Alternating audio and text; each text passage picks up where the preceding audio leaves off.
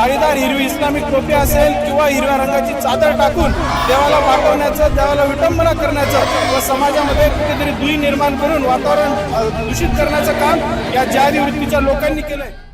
नाशिक जिल्ह्यातील मालेगाव तालुक्यात असलेल्या चंदनपुरी येथे ग्रामदैवताला मुस्लिम टोपी व चादर चढवण्याचा प्रकार घडला।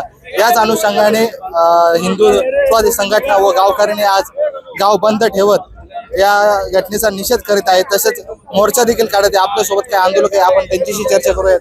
दादा, काय सांगणार आपण, काय आज मोर्चाचं आयोजन केलेले आणि काय सांगणार? मोर्चाचं आयोजन यासाठी केलंय की चंदनपुरी हे महाराष्ट्रातील महत्त्वाचे देवस्थान आहे जेजुरी नंतरचे, आणि इथं मोठ्या संख्येत हिंदू बांधव रोज येत असतात।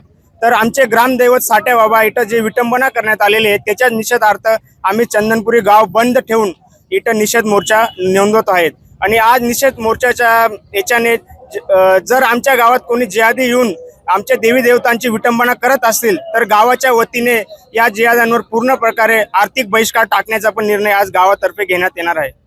एकंदरच नाशिक जिल्ह्यामध्ये धर्मांतराचा मुद्दा गाजते, या अनुषंगाने आपण काय आपण बघू शकतो की नाशिकमध्ये आयटी जिहाद असेल व त्यानंतर हिंदूंचं पवित्र ठिकाण असलेल्या चंदनपुरीमध्ये हा वेगळ्या प्रकारचा जिहाद करण्याचा इथे प्रयत्न झालेला आहे।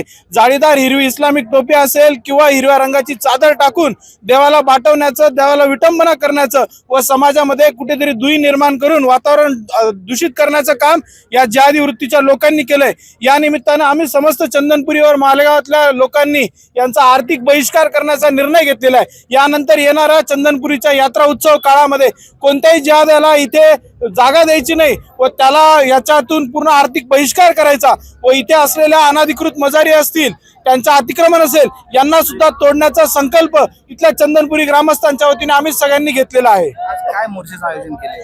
आज मोर्चाचं आयोजन करण्याचा उद्देश हा एकच की सोमवारच्या दिवशी ही घटना घडून सुद्धा 4-5 दिवस उलटलेत, अजूनही त्या जिहाद्याला अटक केलेली नाहीये।